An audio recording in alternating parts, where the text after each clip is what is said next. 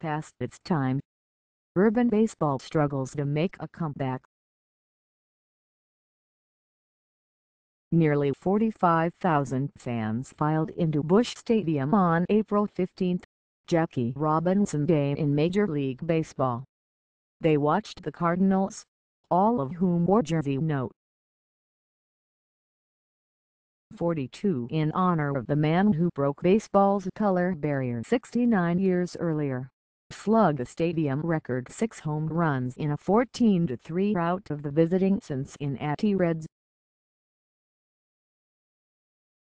Earlier that evening, less than 5 miles away, the predominantly black high school teams from Northwest Academy and Roosevelt played a public high-league game at Minniewood Park. They had no scoreboard, an undersized mound and all-dirt infield, the backstop but no fencing, wooden benches but no dugouts, and fewer than 10 spectators watched the 19-10 game won by Roosevelt that at times hardly looked like varsity-level competition. The experience for the Hornets and Rough Riders is typical of the baseball disconnect between urban St. Louis and other, more affluent parts of the area. Poorly maintained fields, the lack of interest and equipment, and the widening talent gap between rural and suburban kids from their inner-city peers in large part caused by the lack of access to select programs from an early age all play a role in declining participation and opportunity for many would-be baseball players in St. Louis City, North County and Metro East areas like East St. Louis and Cahokia. On this day, Roosevelt and Northwest accounted for more stolen bases and fielding errors than hits and defensive outs, and home plate umpire Henry Lovings might have done as much rules explaining as rules enforcing.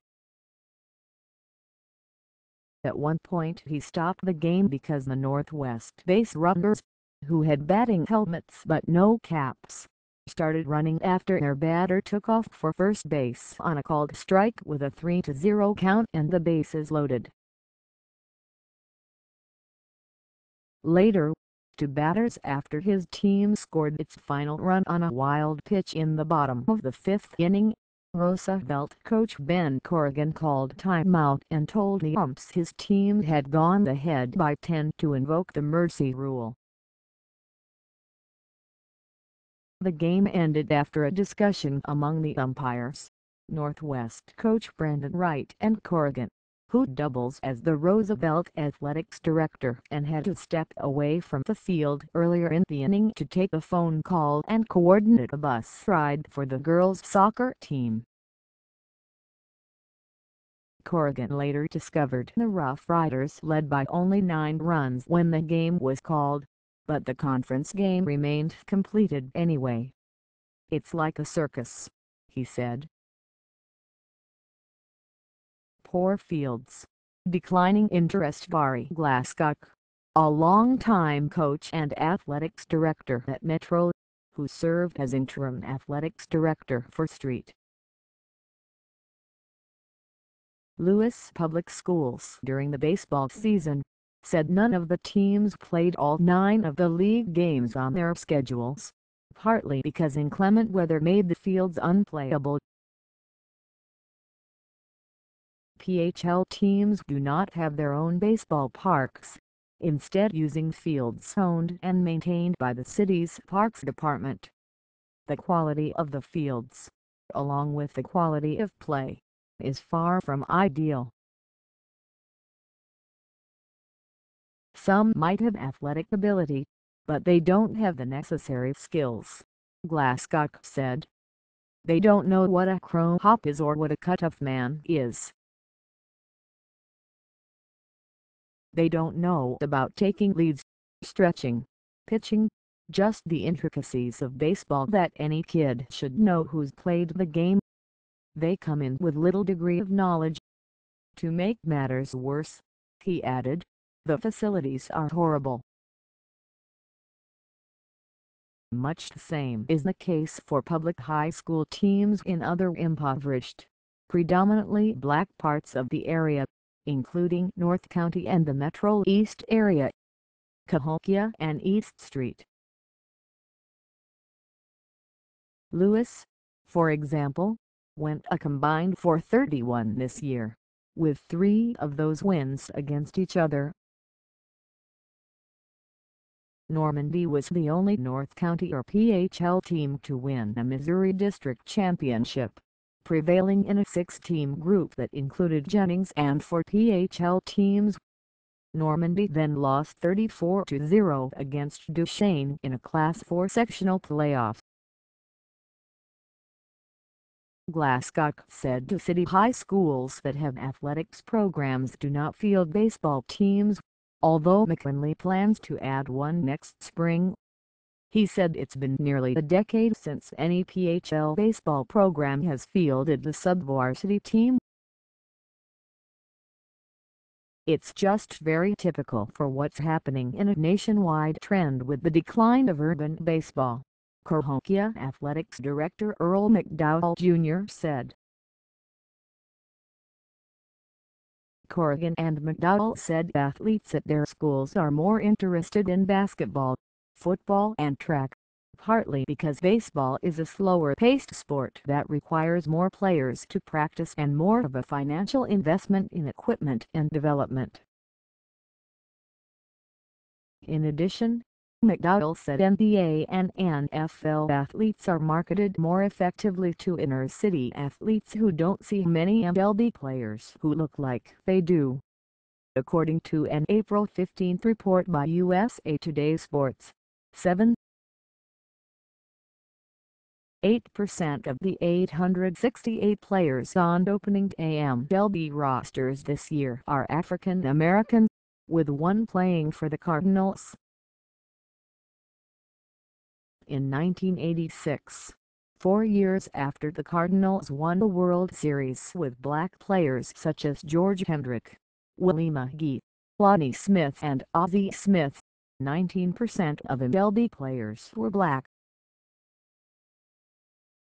Ray Strouthter and Darren Watson, 15-year-old black players who compete for the St. Louis Browns Youth Baseball Academy, said the game is overlooked by many of their peers.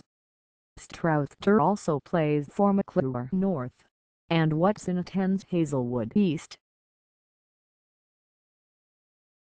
They think it's a childish sport, said James Moose, a pitcher and infielder for Northwest. They think it's easy. They don't think it's competitive enough.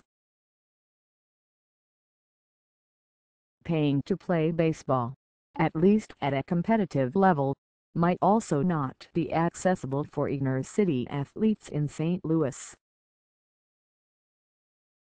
The Cardinals sponsor the free, introductory league for children ages 5 to 13 called Redbird Rookies, which according to Cardinals Youth Baseball Commissioner Keith Brook serves roughly 4,000 players in leagues throughout the area.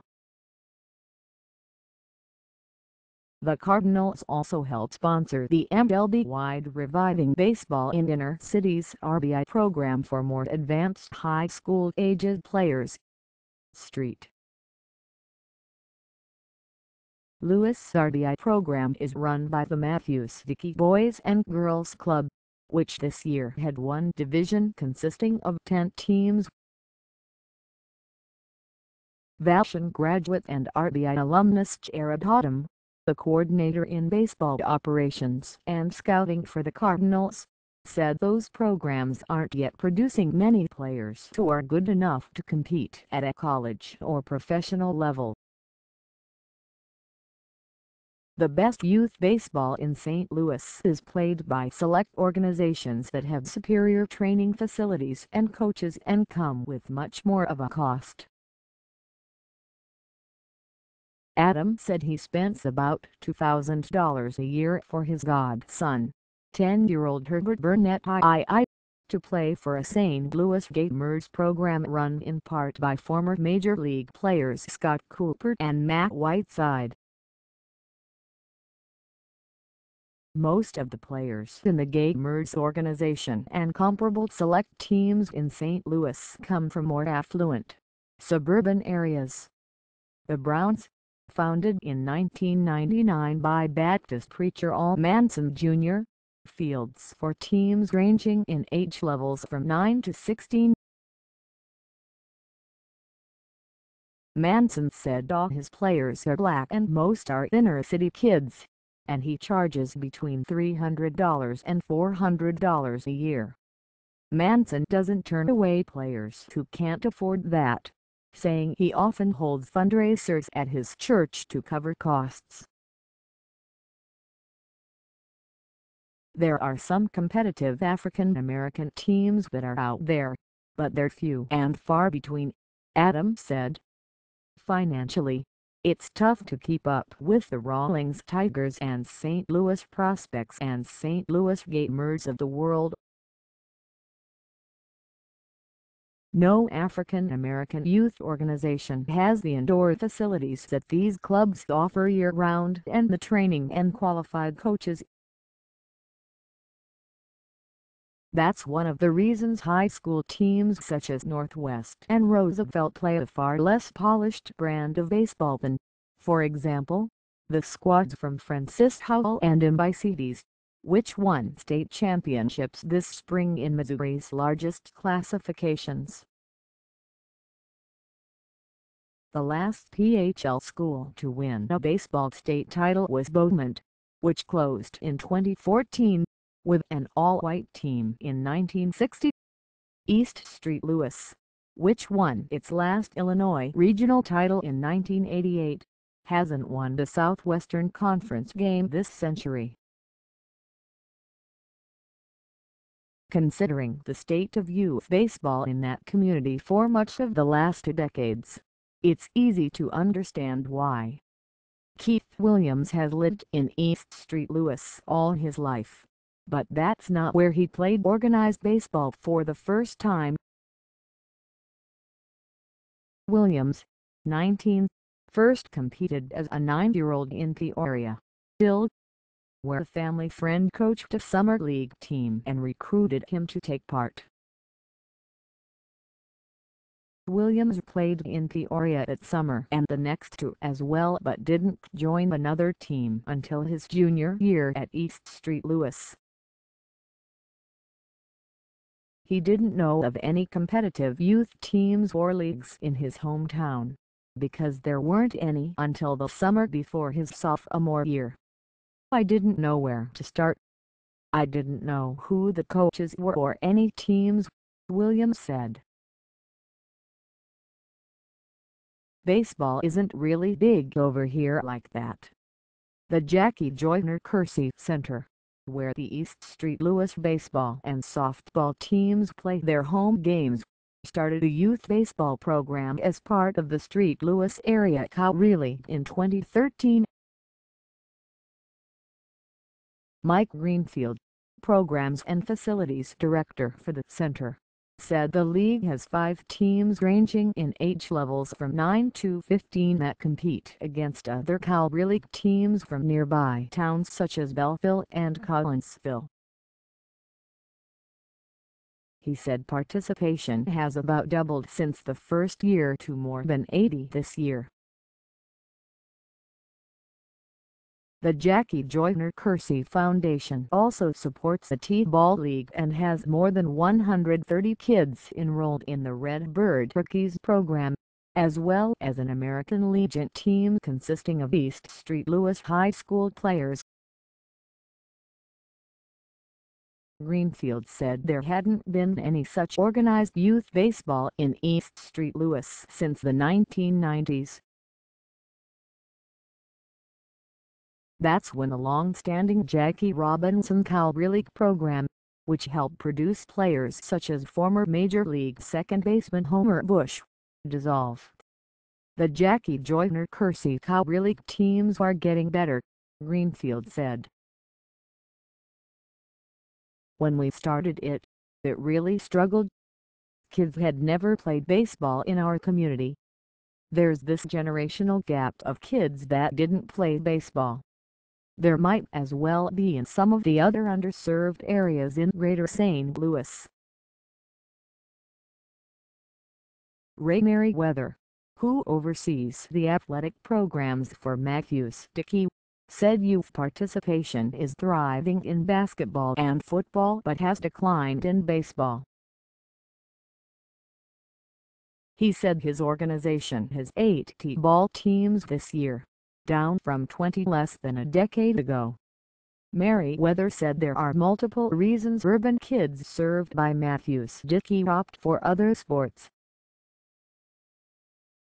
Some children and their parents perceive baseball as boring, with not enough action, and it's more comfortable and convenient for families to pick up a sport played in an air-conditioned gym as opposed to an outdoor field exposed to the elements.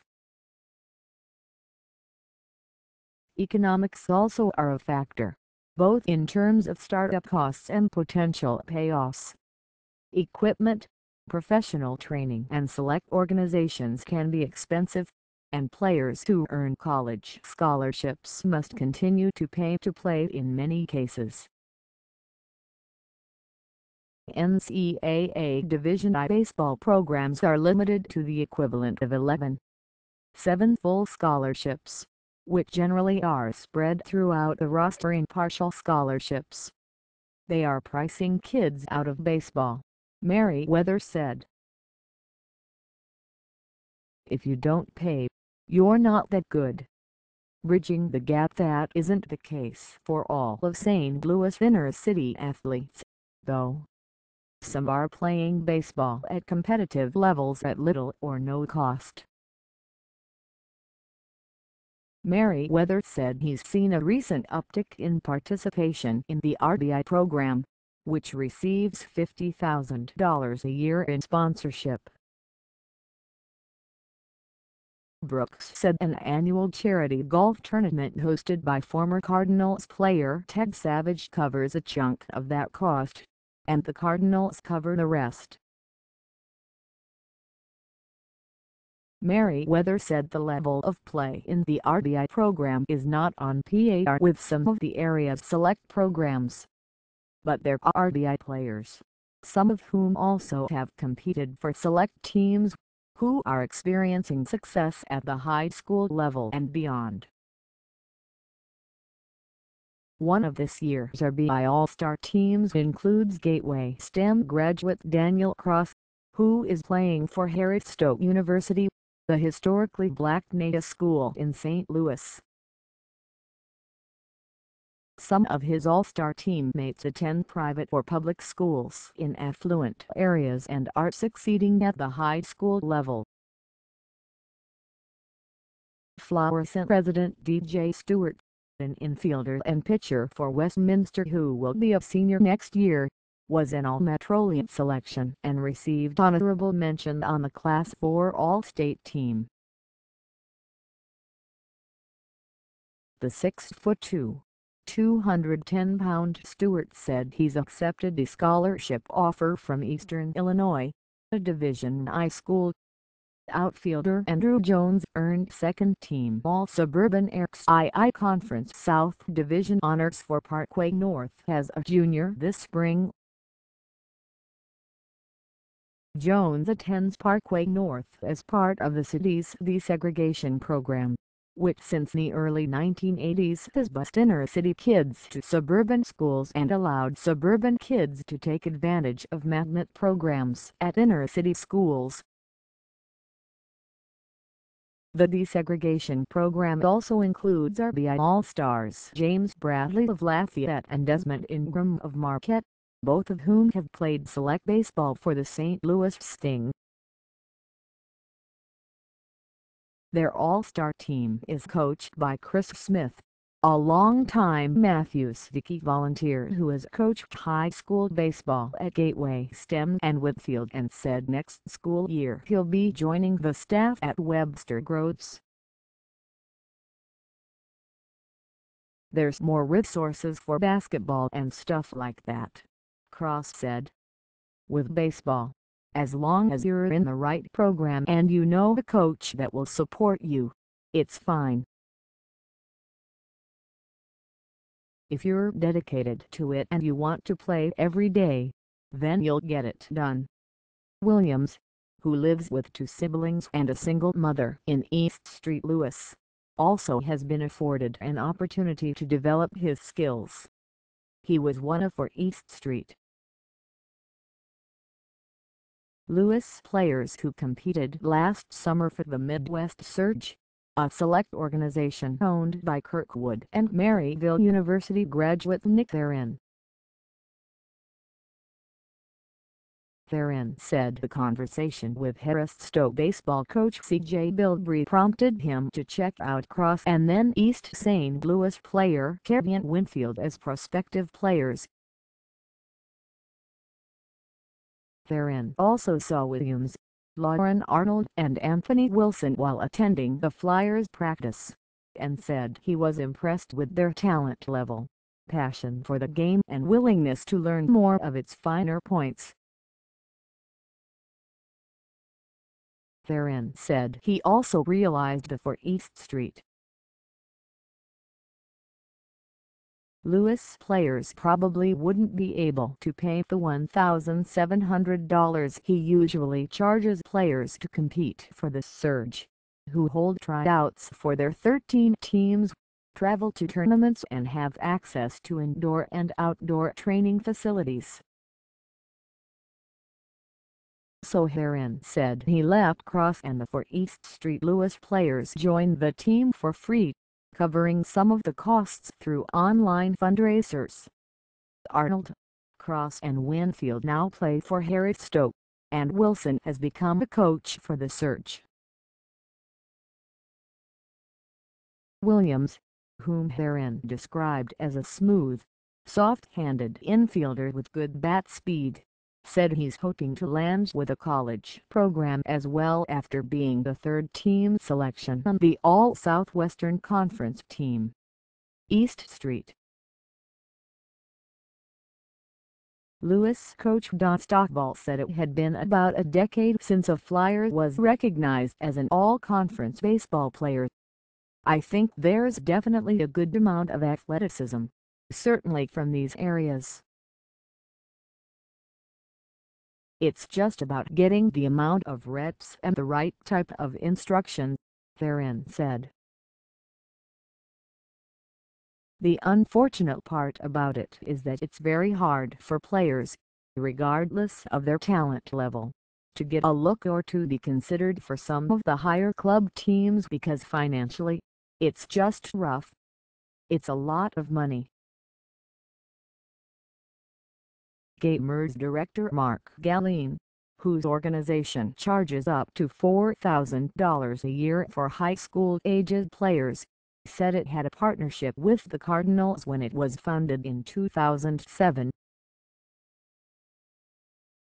He said the franchise donated money so products of the Redbird Rookies program could play for the Gamers, who had 6 low-income players in their first year, but the number of those players dwindled each year and the partnership fizzled out after a few years.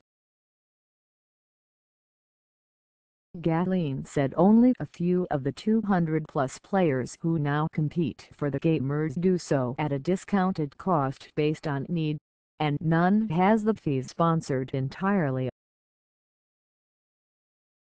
He said the organization would be willing to do that if an inner-city athlete had the ability and desire to play for the Gamers but not the means, but said it's surprisingly rare for players and their families to reach out and inquire about financial assistance. I wish there were more that asked. I'd go out and find somebody to pay for it. It wouldn't be hard, really, Galline said. It's just, there's no pipeline there at all. It's just a matter of having a pipeline in place and having enough critical mass to get that done, and also someone taking the leadership to do it.